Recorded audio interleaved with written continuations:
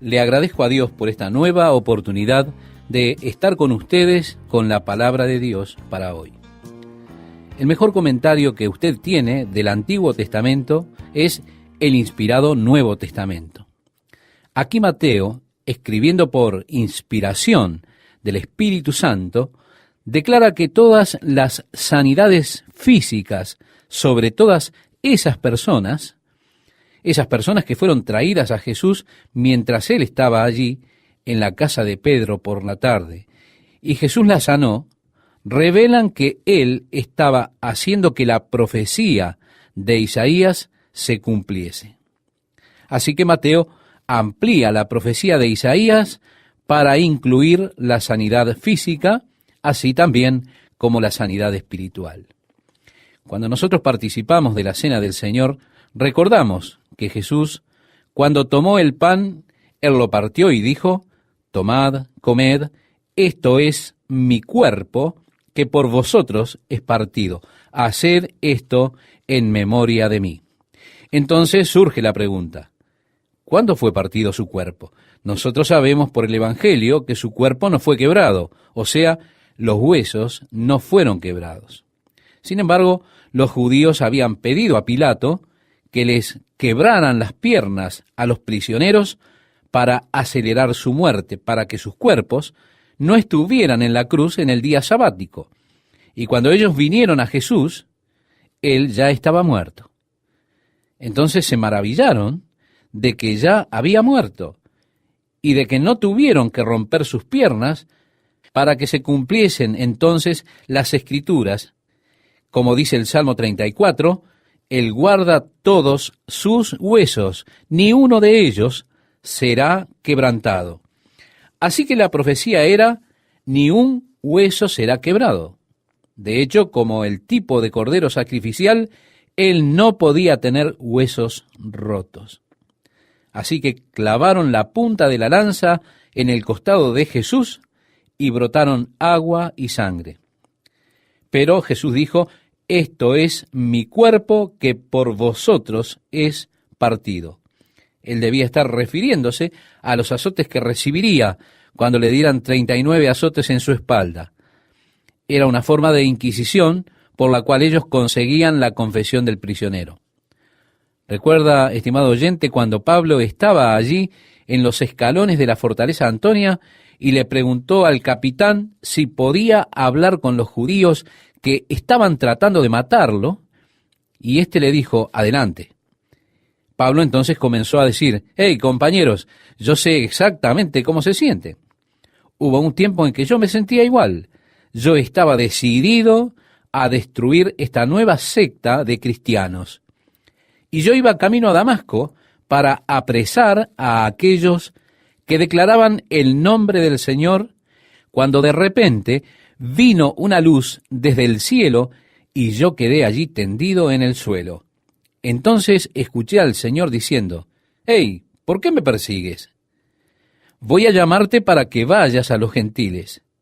Y cuando Pablo dijo la palabra gentiles, los judíos se molestaron. Ellos comenzaron a arrojarles cosas y a gritar y a vociferar y desgarraban sus vestiduras. Entonces el capitán dijo: «Sáquenlo de aquí». Pablo había estado hablando en hebreo. El capitán no podía entender la conversación y dijo: «¿Qué le ha dicho a esta gente para que se enojara tanto?». Entonces el capitán mandó: «Examínalo por medio de castigo, averigua qué dijo». Y al oír esto, Pablo entonces dijo: «Espere un momento, ¿es legal azotar a un ciudadano romano que no ha sido condenado?». El capitán dijo: «¿Eres un ciudadano romano?». Entonces Pablo contestó: «Puedes apostar que lo soy». Pero esa era la política del gobierno romano. Ellos daban 39 azotes en la espalda del prisionero para obtener la confesión de sus pecados, sus crímenes, su culpa. Pero hablando ahora de Jesús, decía el profeta: «Como cordero fue llevado al matadero, y como oveja delante de sus trasquiladores, enmudeció y no abrió su boca». Allí en la cruz, su cuerpo, no sus huesos, estaba roto. Bien, esto no sucedió tan solo como un acto caprichoso del hombre, sino que fue parte del plan de Dios. Ahora nosotros debemos preguntar, ¿por qué Dios permitió que su Hijo soportara tal tortura y sufrimiento? El profeta Isaías nos dice, por su llaga fuimos nosotros curados. Cuando Pablo le escribe a la iglesia en Corinto acerca de la cena del Señor y del abuso particular de la cena del Señor, él les dice que muchos de ellos están débiles y enfermos porque no entendieron el cuerpo del Señor. En otras palabras, él les está diciendo, ustedes no comprendieron lo que realmente simboliza el partir el pan. Ustedes están comiendo y bebiendo del cuerpo de Cristo, desmereciéndolo. Por esta causa, muchos de ustedes están débiles y enfermos. ¿Por qué? Porque no comprenden el cuerpo del Señor. Ustedes realmente no comprenden el significado total del flagelo que Jesús recibió cuando Él llevó nuestros sufrimientos y nuestras enfermedades. Así que muchas personas están tomando el pan sin comprender totalmente el cuerpo del Señor. Por lo tanto, no reciben todos los beneficios de la obra de Jesucristo por nosotros. Así que Mateo amplía el sufrimiento de Cristo para incluir la sanidad física y lo relaciona con la sanidad espiritual, mientras que muchos hoy buscan limitarlo y aislarlo, diciendo que simplemente es una restauración espiritual. Yo me temo que usted no tiene una sólida prueba con base bíblica para hacer que esto se aplique solamente a la restauración espiritual, la cura del pecado y demás, sino que también está la aplicación para las necesidades físicas, es decir, del cuerpo. Seguimos leyendo. Viéndose Jesús rodeado de mucha gente, mandó pasar al otro lado.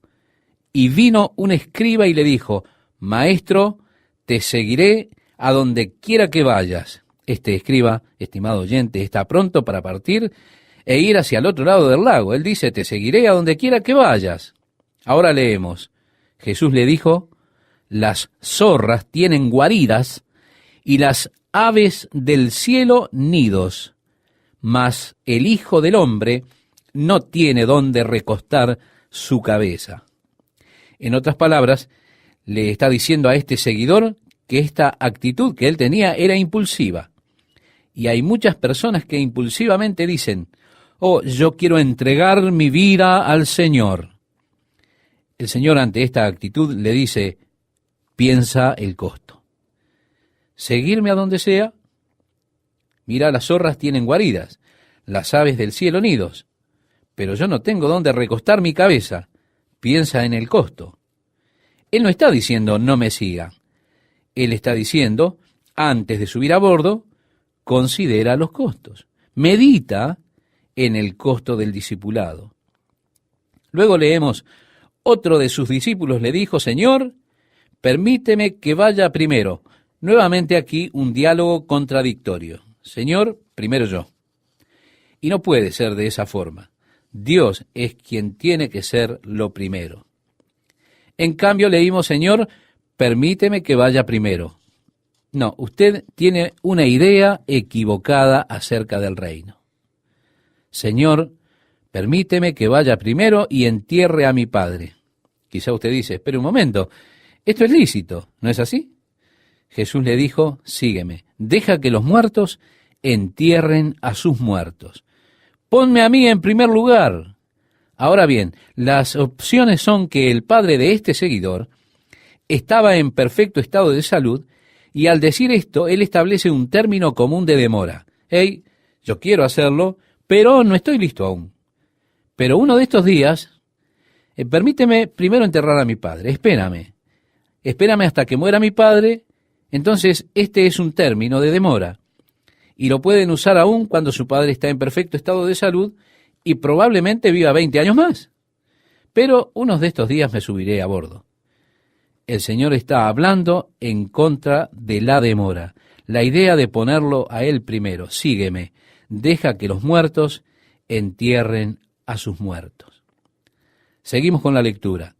Y entrando él en la barca, sus discípulos le siguieron.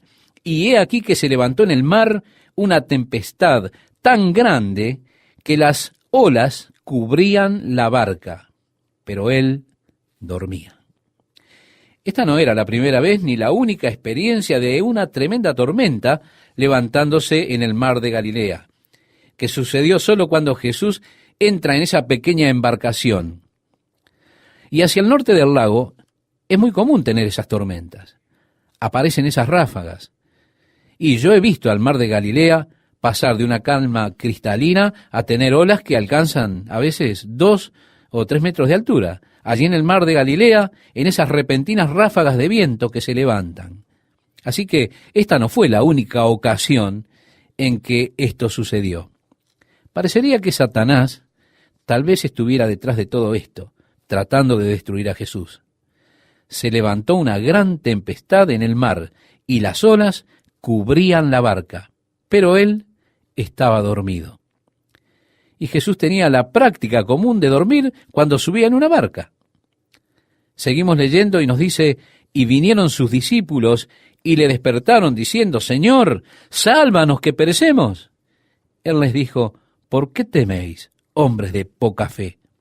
Entonces, levantándose, reprendió a los vientos y al mar, y se hizo grande bonanza. Y los hombres se maravillaron diciendo, ¿qué hombre es este que aún los vientos y el mar le obedecen? Así es que Jesús muestra su señorío sobre los elementos naturales. Ahora leemos, cuando llegó a la otra orilla, a la tierra de los Gadarenos, vinieron a su encuentro 2 endemoniados. Los otros evangelios nos cuentan de uno que probablemente fue más prominente que los otros. Aquí dice 2 endemoniados que salían de los sepulcros, feroces en gran manera, tanto que nadie podía pasar por aquel camino. Incidentalmente, los arqueólogos han descubierto la ciudad por allí en la otra ribera de Genesaret. Y es emocionante que mientras construían un nuevo camino hacia arriba, hacia el Golán, comenzaron a descubrir esta ciudad. Así fue que corrieron el camino un poquito para luego poder hacer la exploración arqueológica de esa ciudad. Entonces es que ahora podemos señalar con mucha certeza el mismo precipicio donde los cerdos se despeñaron rumbo al mar, puesto que ahora hemos descubierto la ciudad de Genesaret allí del otro lado. Así que estos hombres poseídos por demonios se les menciona en plural. Estaban viviendo allí en las tumbas. Y leemos, clamaron diciendo, ¿qué tienes con nosotros, Jesús, Hijo de Dios? ¿Has venido acá para atormentarnos antes de tiempo? Primero, los demonios que poseían a estos hombres conocieron que era Jesús y reconocieron quién era. ¿Qué tienes con nosotros, Jesús, Hijo de Dios? ¿Recuerda usted, estimado oyente, lo que dice Santiago? ¿Ustedes dicen que creen en Dios? ¿Usted piensa que es algo grande? Oigan, los demonios también creen. Y note que aquí están en una especie de temblor y temor en la presencia de Jesús. Ellos dijeron, ¿has venido a atormentarnos antes de tiempo? Ellos sabían que su tiempo estaba cercano. Estaban conscientes de eso. Ellos saben que Él tiene autoridad y poder sobre ellos, y lo reconocen. Y es importante que también nosotros reconozcamos, mayor es el que está en nosotros que el que está en el mundo, dice la palabra de Dios. Estamos en una batalla espiritual, pero necesitamos no estar temerosos del enemigo. El Espíritu de Dios tiene mayor poder, y ese poder reside dentro nuestro. Seguimos leyendo, estimado oyente. Estaba paciendo lejos de ellos un hato de muchos cerdos. Esto era una ocupación a la vez que una industria ilegal en Israel. Era ilegal para ellos, de acuerdo a la ley de Moisés, criar cerdos, tener cerdos y comer puercos. Y los demonios le rogaron diciendo: si nos echas fuera, permítenos ir a aquel hato de cerdos. Él les dijo: id. Y ellos salieron y se fueron a aquel hato de cerdos. Y he aquí, todo el hato de cerdos se precipitó en el mar por un despeñadero, y perecieron en las aguas. Solo hay un acantilado que guía al mar de Galilea, y está a unas pocas millas lejos de la ciudad de Genesaret, que ha sido descubierta. Ahora bien, hay espíritus que pueden tomar posesión de los cuerpos humanos y pueden controlar las funciones motoras de un cuerpo humano. Jesús mismo dejó libre muchas personas que estaban poseídas de entidades malignas, es decir, de espíritus. Cuando Él envió sus discípulos, a donde llegaremos, les dio poder para echar fuera estos demonios. Cuando el cuerpo de una persona es invadido por uno de estos espíritus, con frecuencia pierden el control de sus propias facultades, y estos espíritus malignos están capacitados para hablar a través de esos individuos. Esto no es algo que sea superficial o una parte de una cultura antigua supersticiosa, sino que hay muchas experiencias de actividad de este tipo de espíritus que podamos documentar aún hoy. Hay un libro de la editorial Moody, estimado oyente, titulado Experiencias demoníacas en muchas tierras, el cual es una compilación de testimonios de misioneros de diferentes partes del mundo y experiencias que ellos han tenido con estas entidades espirituales malignas. Quizá una de las experiencias más modernas y clásicas es esa de la chica cuyo nombre era Clarissa, que volvió en 1947. Esto ocurrió allí en Filipinas y tuvo un fenómeno no común, pues entraba en estos espasmos y ellos se iban, le dejaban marcas por todo el cuerpo, aún en lugares donde era imposible para ella morderse a sí misma, en la espalda y en el hombro, en la parte de atrás de su cuello y demás, y la sangre brotaba. ¿Qué hicieron? La pusieron en la prisión, para su propia protección. Y el más grande psiquiatra de Filipinas fue traído de Manila para psicoanalizarla y para averiguar qué era lo que estaba sucediendo. ¿Sabe qué, estimado oyente? No tuvieron explicación y no pudieron ayudarla. Finalmente llamaron a un par de misioneros, Bob McAllister y Lester Sumrall, y Lester Sumrall escribió un libro titulado Mordida por demonios, acerca de la historia de Clarissa. En la actualidad, la revista Life ha tomado el caso y ha hecho un especial de este caso, mostrando aún fotografías de ella y de sus marcas. Fue algo muy interesante para el mundo de la psicología en ese momento. No obstante, a través del ministerio de los dos misioneros, la chica fue liberada de esos demonios y Clarissa aceptó a Jesucristo. Y es una historia interesante. Es una de las que usted no leería antes de irse a dormir, estimado oyente. En nuestro texto vemos que ellos reconocieron a Jesús. Reconocieron su autoridad sobre ellos. Reconocieron que su día había llegado. Parecería que ellos tenían algún confort al habitar en un cuerpo, que a ellos no les gusta ser espíritus sin cuerpo, sino que les gusta tomar residencia en un cuerpo. Bien, ahora Jesús dijo, cuando un espíritu maligno sale de un hombre, éste va a través de los lugares desiertos buscando por un lugar para habitar, una casa para habitar. Y si lo encuentra limpio, barrido, decorado, sale para buscar 7 espíritus más y dice, oigan, tengo un lugar impecable para vivir. ¿Sabe? Entonces los trae. Y por lo tanto, el último estado de esa persona es peor que el primero. Es un tema que no me deleita, no me gusta. Me mantengo tan lejos como pueda. Pero hay ocasiones cuando hemos tenido que exorcizar estos espíritus malignos. Y es un ministerio muy difícil e inconfortable que no me agrada mucho. Así que los demonios le rogaron a Jesús pidiendo permiso para ir a esos cerdos. Y cuando entraron en el hato de puercos, ellos corrieron hacia el desfiladero y perecieron en las aguas. Seguimos leyendo. Y los que apacentaban huyeron, y viniendo a la ciudad, contaron todas las cosas y lo que había pasado con los endemoniados, y toda la ciudad salió al encuentro de Jesús, y cuando le vieron, le rogaron que se fuera de sus contornos.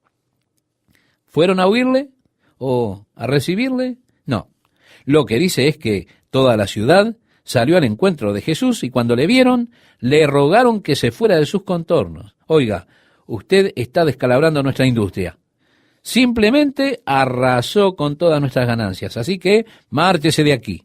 Estaban más interesados en sus beneficios que en el bienestar de estos dos hombres.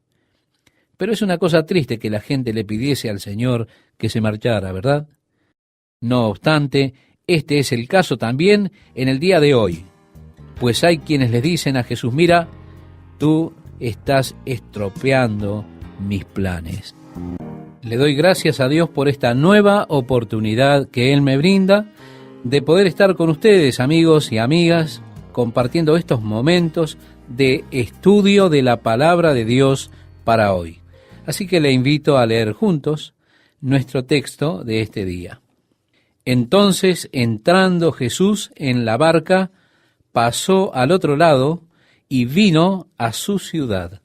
La ciudad elegida por Jesús, estimado oyente, era Capernaum.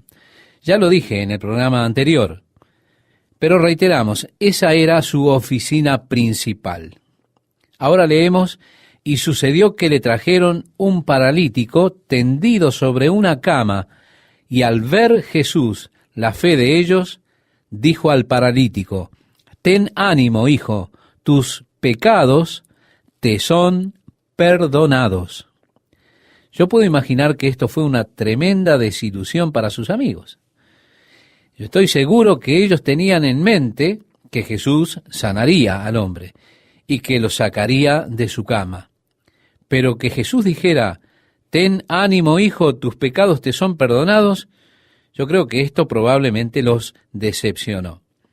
Tal vez hasta fue una desilusión para él que estaba postrado. Realmente es más importante que sus pecados sean perdonados que ser sanado de sus dolencias. Así que Jesús pone en primer lugar lo más importante: el reino espiritual. Ten ánimo, hijo, tus pecados te son perdonados. Entonces algunos de los escribas decían dentro de sí: este blasfema. Y conociendo Jesús los pensamientos de ellos, dijo: ¿por qué pensáis mal en vuestros corazones? ¿Diría Jesús esto de usted, estimado oyente, si conociera sus pensamientos? ¿Por qué piensas mal en tu corazón? Oh, Él sí conoce sus pensamientos. Él conoce lo que hay en el corazón del hombre. Luego Él dice: porque ¿qué es más fácil? ¿Decir los pecados te son perdonados o decir levántate y anda? ¿Hasta dónde es más fácil decir tus pecados te son perdonados? Porque ¿quién puede predecir qué es lo que ocurrirá inmediatamente? Si usted dice levántate y anda, es realmente más difícil de decir, porque si el muchacho no se levanta y anda, entonces los que están viendo dirán: hey, él no pudo hacer nada.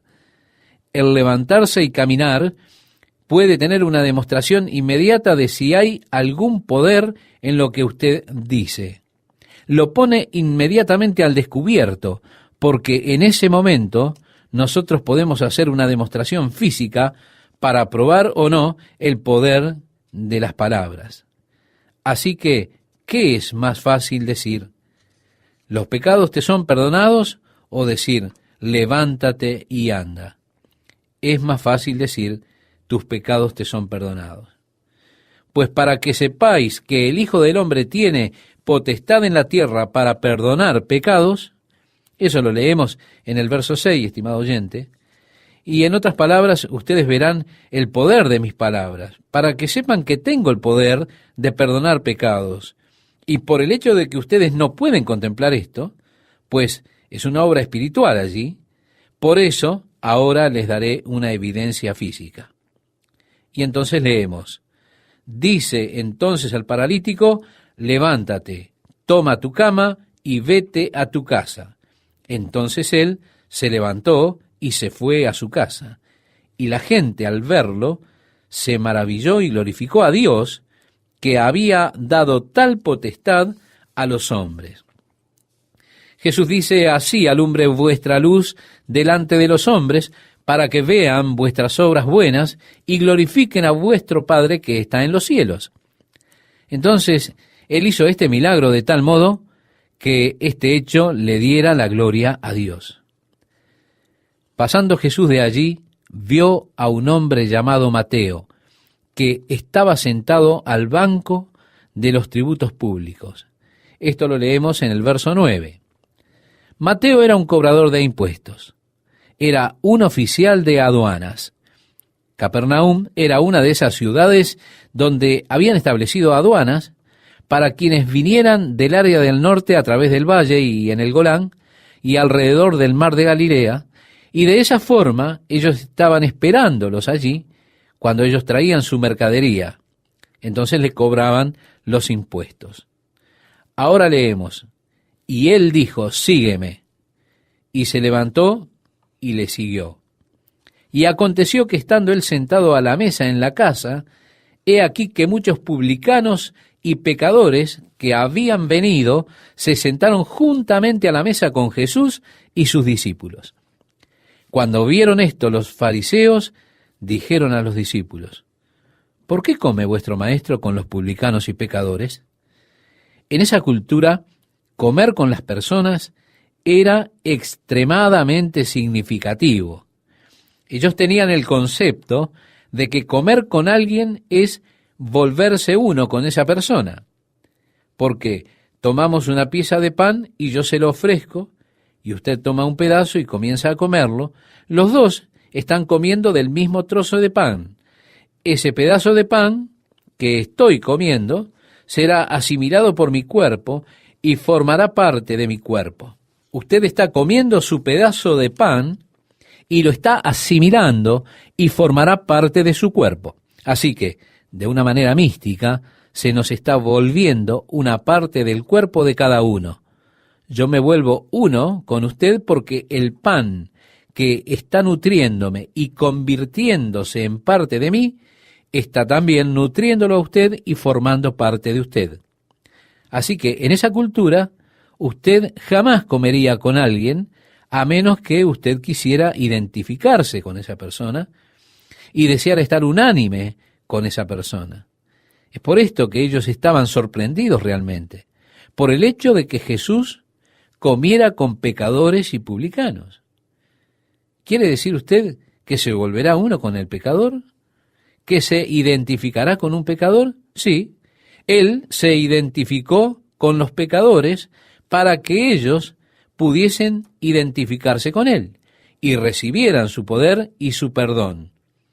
Por eso vienen a sus discípulos y les preguntan, ¿cómo puede hacer esto? Al oír esto Jesús les dijo, los sanos no tienen necesidad de médico, sino los enfermos. Id, pues, y aprended lo que significa misericordia quiero y no sacrificio. En el libro de Oseas, estimado amigo y estimada amiga, el Señor, hablándole a Israel, dice, porque misericordia quiero y no sacrificio. Así que Jesús les cita esa escritura del profeta Oseas.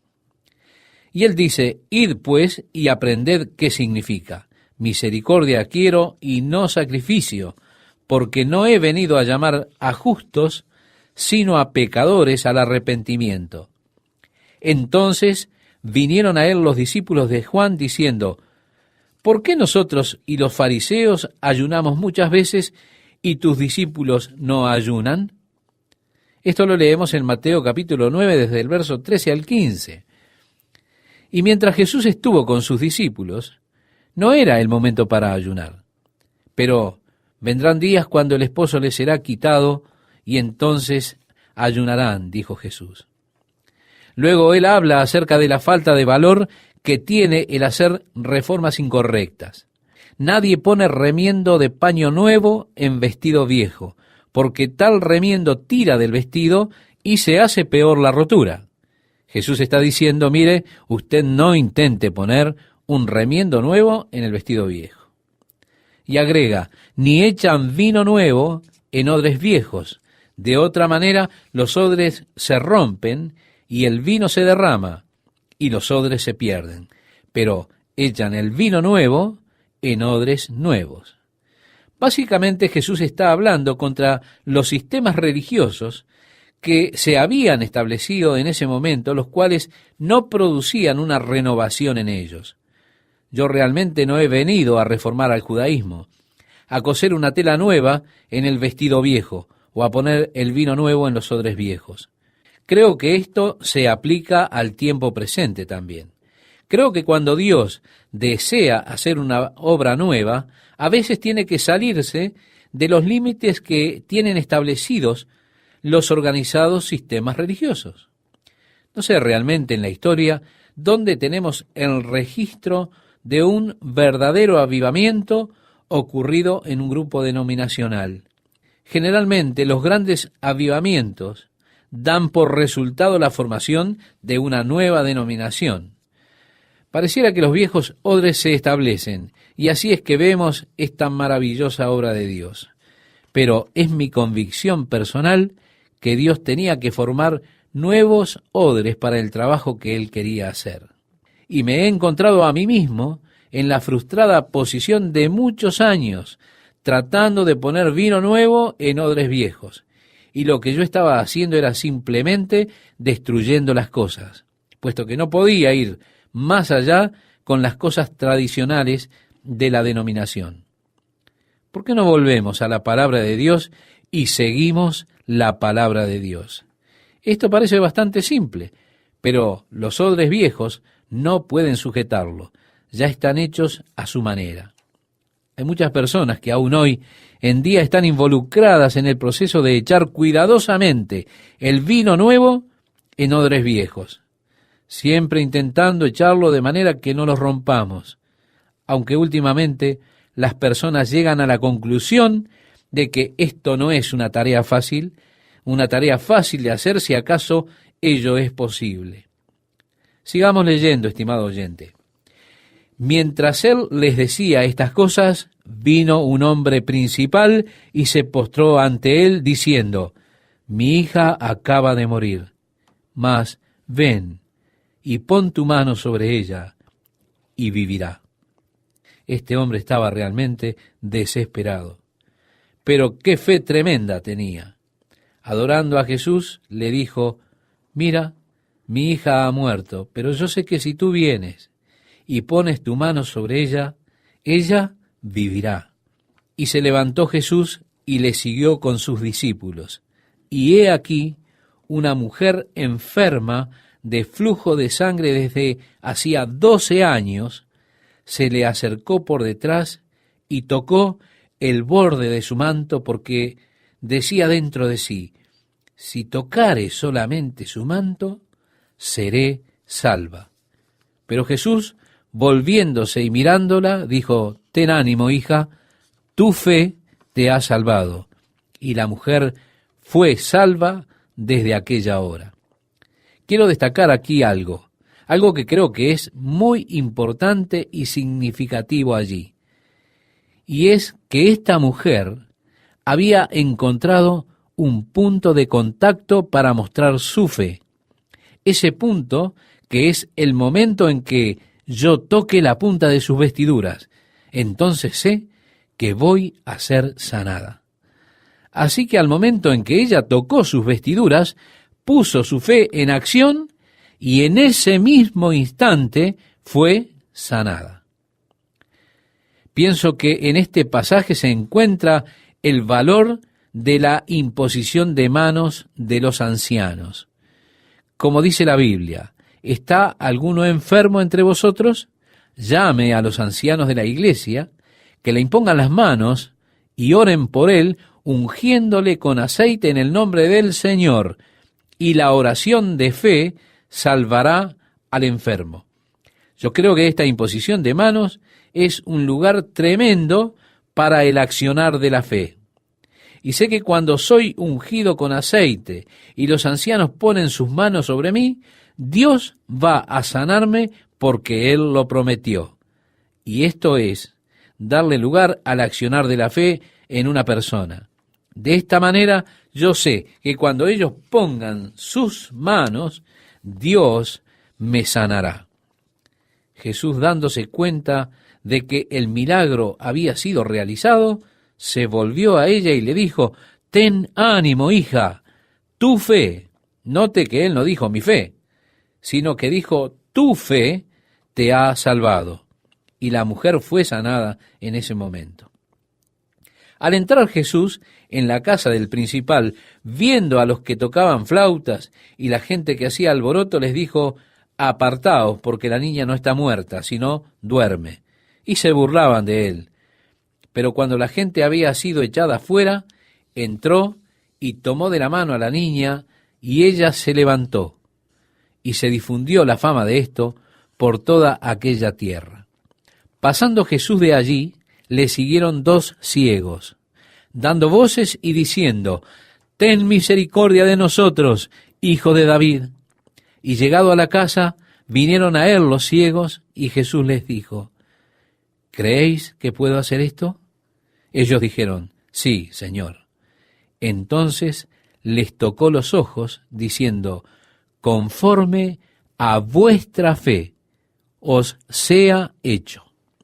Y los ojos de ellos fueron abiertos, y Jesús les encargó rigurosamente, diciendo: «Mirad que nadie lo sepa». Pero salido ellos, divulgaron la fama de él por toda aquella tierra. Mientras salían ellos, he aquí le trajeron un mudo, endemoniado, y echado fuera el demonio, el mudo habló. Y la gente se maravillaba y decía: «Nunca se ha visto cosa semejante en Israel». Pero los fariseos decían: «Por el príncipe de los demonios, echa fuera los demonios».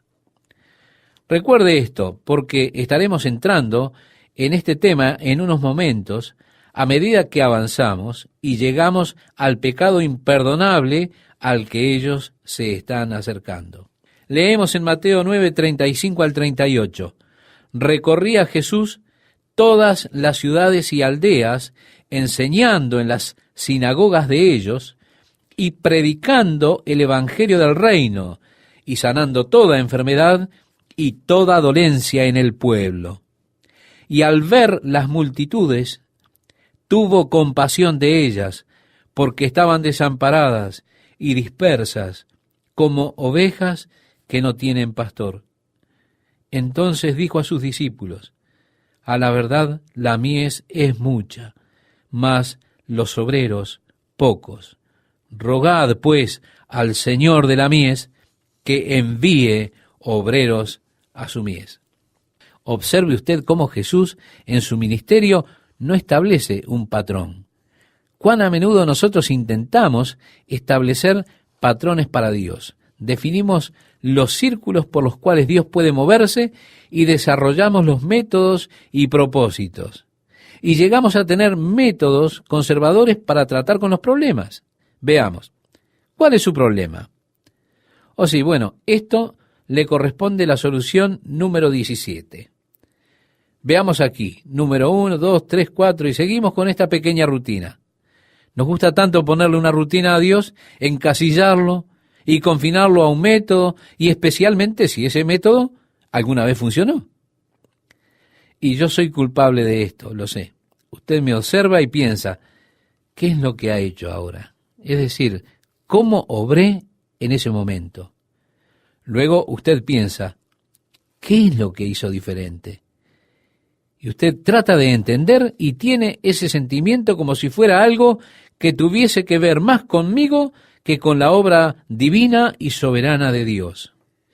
Jesús desafió la fe de algunos. Pero de seguro que esta pequeña niña que había muerto no tenía fe. Y usted no puede decir: bueno, fue su fe en Jesús.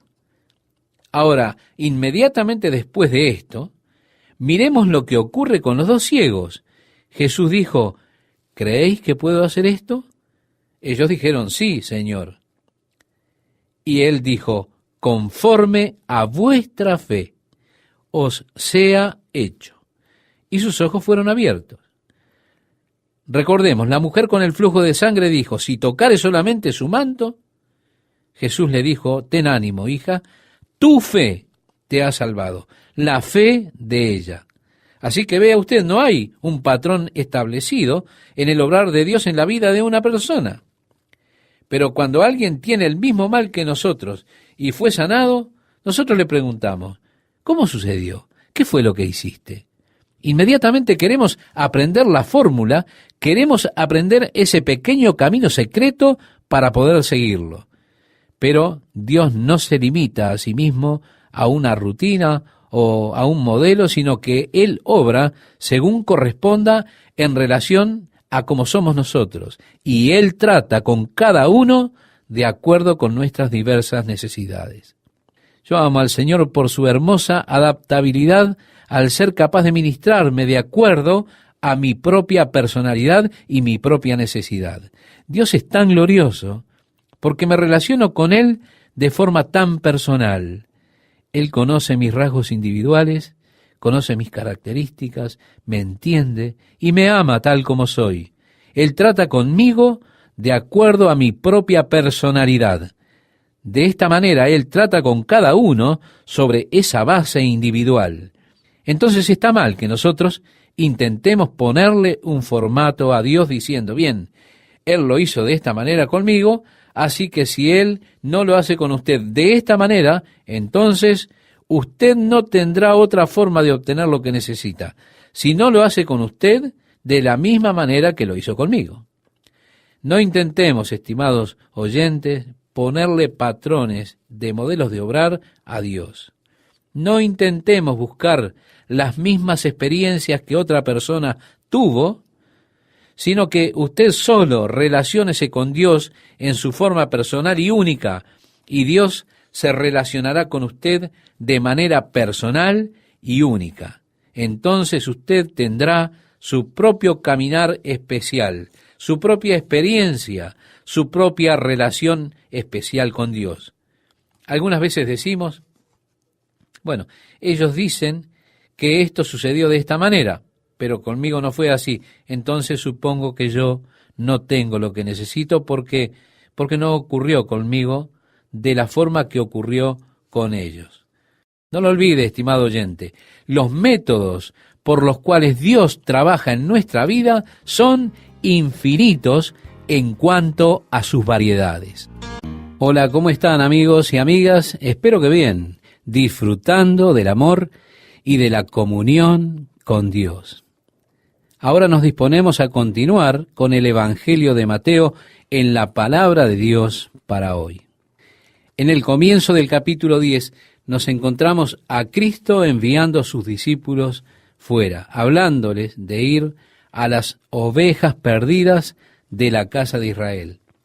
Pero ante el hecho de que Él los enviaría, vemos en la última parte del capítulo 9 que Jesús dijo a sus discípulos, rogad al Señor de la mies que envíe obreros a su mies. Y habiéndoles dicho que oraran que el Señor envíe obreros a la mies, inmediatamente Él les dice, vayan. Muchas veces al orar, el Señor habla a nuestros corazones. Tantas veces vemos una necesidad y pensamos, oh, qué necesidad. La iglesia realmente debería estar tratando de cubrir esa necesidad. Y quedamos preocupados con esa necesidad. Bien, el Señor dice, orad por esto. Y mientras estamos orando por esto, de pronto nos damos cuenta de que Dios nos ha llamado. Él nos ha mostrado la necesidad, pero también quiere que nos involucremos en llenar esa necesidad.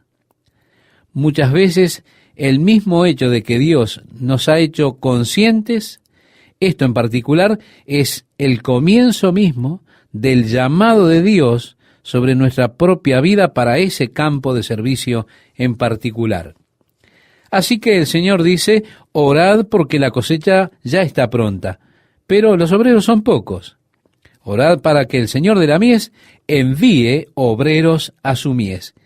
Y luego en la próxima sección el Señor dice, ahora id a la mies.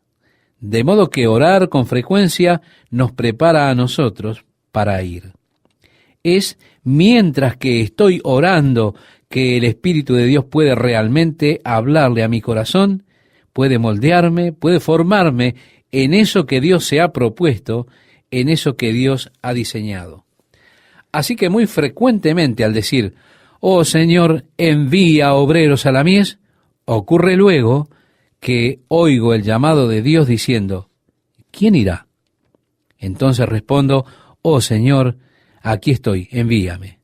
De esa forma es que Jesús dice, orad al Señor de la mies. Y luego, ahora id. Como leemos, entonces, llamando a sus 12 discípulos, les dio autoridad sobre los espíritus inmundos, para que los echasen fuera, y para sanar toda enfermedad y toda dolencia. Así es que Jesús está antes que nada dándoles poder a sus discípulos para esa obra antes de enviarlos a trabajar, dándoles poder en contra de los espíritus inmundos y dándoles poder para sanar todo tipo de enfermedades y todo tipo de afecciones.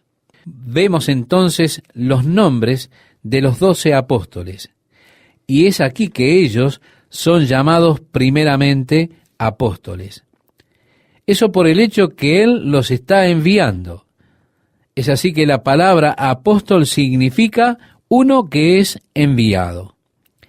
Hasta ese momento habían sido discípulos, habían estado siguiéndole a Él, aprendiendo mientras Él les enseñaba, pero ahora el tiempo había llegado para ellos, el tiempo de salir, y entonces están siendo enviados por Él.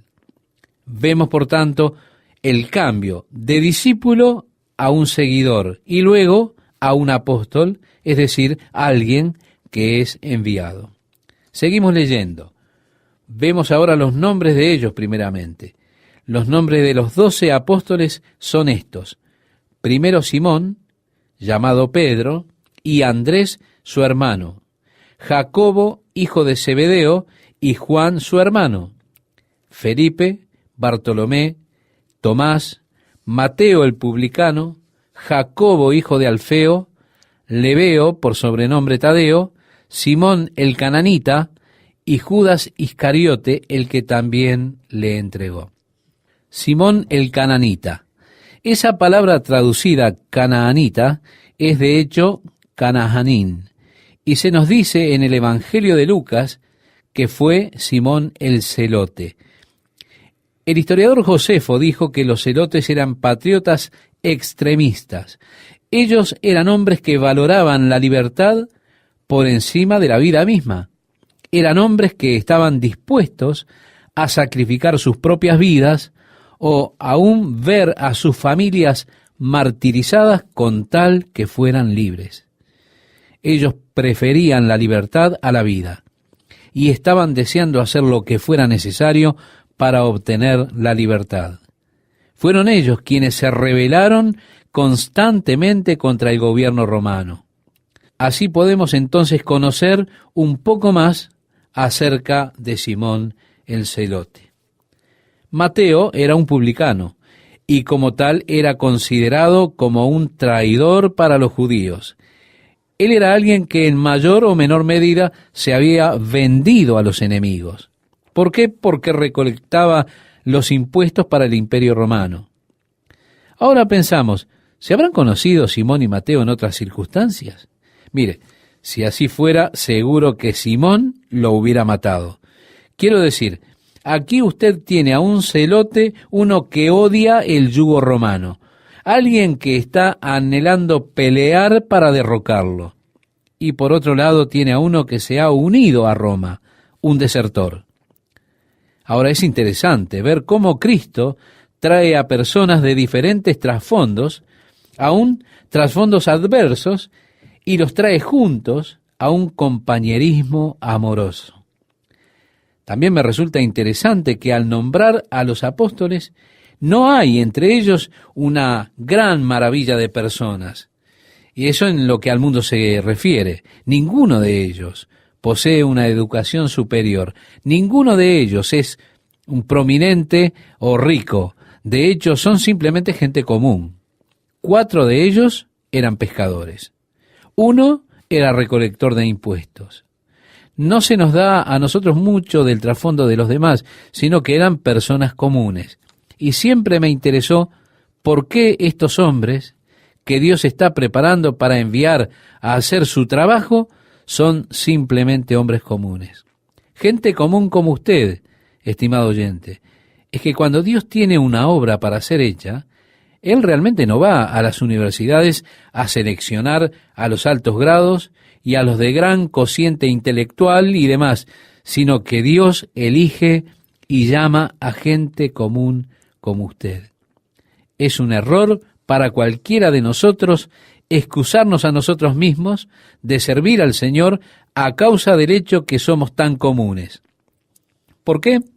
Y porque esta es la clase de personas que Dios quiere, la gente que Él quiere usar para su gloria. Si Dios hubiese usado a la clase de individuo altamente talentoso, altamente desarrollado, entonces nosotros diríamos, oh, es que él obtuvo un doctorado. ¿No sabía usted que él es brillante? ¿No sabía usted que él esto o lo otro? En fin, quizá nosotros pondríamos el énfasis sobre la habilidad del instrumento más que sobre aquel que está usando el instrumento. Tendríamos la tendencia de gloriarnos en el hombre o en los procesos educativos de los hombres.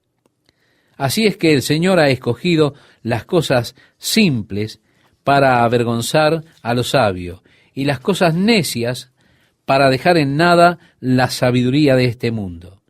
Dios usa personas comunes para hacer su trabajo y ellos son ungidos por el Espíritu de Dios y usados por éste para hacer su trabajo. Así los presenta la palabra de Dios. No muchos sabios, no muchos grandes, no muchos notables del mundo, sino gente sencilla, gente común, a quienes Él envía como apóstoles para representarle a Él. Esto es lo que los hizo apóstoles. Ahora leamos los versos 5 y 6. A estos 12 envió Jesús y les dio instrucciones, diciendo, por camino de gentiles no vayáis, y en ciudad de samaritanos no entréis, sino id antes a las ovejas perdidas de la casa de Israel. Así que al decirles a ellos que no vayan por caminos de gentiles, Él estaba restringiendo el área del ministerio de ellos. Los apóstoles debían ser precursores de su venida, porque Él estaría luego siguiéndolos y entrando a cada una de estas villas, y eran más o menos los precursores, diríamos, de su propia venida a esas villas. Así que ellos fueron enviados a las ovejas perdidas de la casa de Israel. El apóstol Pablo dijo, no me avergüenzo del Evangelio de Cristo, es poder de Dios para salvación a aquellos que creen, al judío primeramente. Y así es que Jesús vino primeramente al judío, y al enviarlos Él les puso ese límite, solo a los judíos, no ir a los gentiles o a los samaritanos. Sin embargo, Él mismo más tarde fue a la mujer samaritana, fue a sanar a la hija de la sirofenisa, y finalmente les dijo a sus discípulos, id por todo el mundo y predicad el Evangelio a toda criatura. Pero era importante en el plan de Dios que el Evangelio fuera primero a los judíos. Y así les dio ante todo ese ministerio restringido de los discípulos cuando los envió por vez primera. No fue al mundo en esa ocasión, sino, recuerde, solo a los judíos, no a los samaritanos, solo a los judíos en ese momento. Y ahora Jesús, al enviarlos, les dijo, yendo, predicad diciendo, el reino de los cielos se ha acercado. ¿Qué es el reino de los cielos? Esa gloriosa frase que encontramos en la palabra de Dios. Jesús dijo, cuando oréis, hacedlo así. Venga tu reino, tu voluntad sea hecha así en la tierra como en el cielo. ¿Qué es lo que estamos orando cuando lo hacemos por el reino de los cielos? Jesús dijo, el reino de los cielos está a la mano. Dijo además que el reino de los cielos está entre ustedes, más que en ustedes. Pero en realidad, el reino de Dios ya ha venido a cada hombre que ha reconocido a Cristo como su Señor y Rey. Si Él es el Rey de su vida, ya es usted un ciudadano del reino. El reino de los cielos ha venido a usted, y como un ciudadano del reino, hay muchos y tremendos beneficios para los ciudadanos de ese reino. Como un ciudadano de mi país tengo muchos beneficios. Aun cuando viajo a un país del extranjero, hay ciertas protecciones que tengo como ciudadano. Pero soy también ciudadano de un reino, el reino de Dios, el reino de los cielos. Doquiera que vaya, tengo protección. Tengo autoridad, la autoridad del reino de los cielos que me respalda. Vemos a Jesús diciendo, ahora id y predicad diciendo, el reino de los cielos se ha acercado. Y ellos fueron a demostrar los aspectos del reino de los cielos mediante lo que Él les ordenó. Es decir, sanad enfermos, limpiad leprosos, resucitad muertos, echad fuera demonios. Leemos en la profecía de Isaías capítulo 35 algunos aspectos de la era del reino en la cual el cojo saltará de alegría, el mudo cantará alabanzas a Dios y el ciego verá la gloria del Señor, y el evangelio será predicado a los humildes, es decir, a los pobres. Así que Jesús les está enviando a que demuestren los aspectos del reino de Dios al libertar a los hombres del reino de las tinieblas. Amo la comisión que el Señor le dio al apóstol Pablo cuando él lo llamó en el camino a Damasco. Y cuando Pablo estaba hablando con el rey Agripa y relatándole el llamado de Dios en ese camino a Damasco, Pablo dijo que el Señor le habló de ir a los gentiles para abrir sus ojos y sacarlos de la oscuridad a la luz, del poder de Satanás al poder de Dios, para que reciban perdón de pecados y herencia con los santos por la fe que es en mí. Así es que la comisión de Pablo cuando va a los gentiles fue que los librara del poder de Satanás al poder de Dios, del poder de la oscuridad al de la luz. Y como un ciudadano del reino de Dios, he sido librado del poder de la oscuridad, y tengo que traer libertad a aquellos a quienes voy, a aquellos que presten atención al mensaje y reciban a Cristo Jesús como Rey. Esto es, en efecto, son librados del poder de la oscuridad y son traídos a la luz. Son librados del poder de Satán y traídos al poder de Dios, y así hechos una parte del reino de Dios. Hay personas que están viviendo en el reino de las tinieblas. Y, estimado oyente, hay dos reinos básicos en el universo. En el principio, cuando Dios creó los cielos y la tierra, había únicamente un reino en el universo, y ese era el reino de Dios, el reino de la luz, el reino de la vida. Pero Dios en su reino creó estos seres que llamamos ángeles, y Él les proveyó con la capacidad de elección. Y uno de los ángeles más hermosos, el querubín ungido y protector, perfecto en belleza, perfecto en sabiduría, él se ensalzó por medio del orgullo y decidió exaltarse a sí mismo y ser como Dios. Ahora, en su rebelión en contra de Dios, en su orgullo de ser exaltado para ser un Dios, él formó un segundo reino en el universo, un reino que fue una antítesis a la primera sabiduría, un reino que estaba en rebelión al primer reino, un reino de muerte, un reino de tinieblas. Así que ahora en el universo hay dos reinos opuestos. El reino de Dios, que es el reino de vida y luz, gobernado por Dios, y un subreino que está en antagonismo al primero, rebelándose en contra del primero. Ese es el reino de la muerte y las tinieblas. Cuando Dios creó al hombre y le colocó sobre el planeta Tierra, puso al hombre en el reino de Dios. Entonces Adán tenía compañerismo con Dios. Dios descendió y era confidente con Adán allí en el jardín. Existía ese hermoso compañerismo del hombre con Dios en el reino de la luz, en el reino de la vida. Pero Satanás, el gobernante del reino de la muerte y las tinieblas, vino al encuentro de Eva y le dijo: ¿te dijo Dios que no comieras de todos los árboles? Sí, de todos podemos, pero del que está en medio del huerto, Él nos dijo que si lo comíamos, moriríamos, expresó Eva. Entonces Satanás dijo: oh, realmente no van a morir. En realidad, es el árbol más exquisito que hay en el jardín. Dios no está siendo justo contigo, Eva.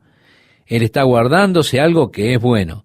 Ese árbol tiene la llave del conocimiento, y Dios no quiere que lo coman, porque sabe que cuando lo hagan, serán tan sabios como lo es Él, sabiendo el bien y el mal. Así que Dios se está guardando esto. Realmente tendrías que probarlo. ¿Cómo puedes saber a menos que pruebes? De modo que Eva, siendo engañada, comió el fruto de ese árbol y sus ojos fueron abiertos, y le dio a su esposo Adán, y él comió. Pero en el acto de desobediencia a Dios, el cual fue un doble acto, puesto que también fue un acto de obediencia a Satanás, ellos dejaron el reino de la luz, el reino de la vida, y fueron llevados al reino de la muerte y la oscuridad. Y junto con ellos arrastraron a toda la humanidad al reino de la muerte y las tinieblas, porque no pudieron continuar en algo que ya no tenían. Habían perdido ese lugar en el reino de Dios, el reino de la luz, el reino de la vida. Y así fue que por un hombre el pecado entró en el mundo, la muerte pasó a todos los hombres por cuanto todos pecaron. Así es que cada uno de nosotros, descendientes de Adán, fuimos nacidos en pecado e iniquidad, nacidos pecadores por naturaleza, y por naturaleza hijos de ira, nacidos en el reino de la muerte y las tinieblas. Pero allí en medio del jardín de Edén hay otro árbol. El árbol de la vida está aún disponible, y tenemos acceso a él mediante Jesucristo. Y si usted escoge venir al reino de la luz, al reino de la vida, usted puede entrar a ese reino por la cruz de Jesucristo, usando el mismo ejercicio de la libre elección que usó Adán al dejar el reino de Dios. Ahora usted puede usarlo para venir al reino de Dios, puesto que Jesús ha hecho provisión para que usted venga. De modo que el deber de los apóstoles era predicar el reino.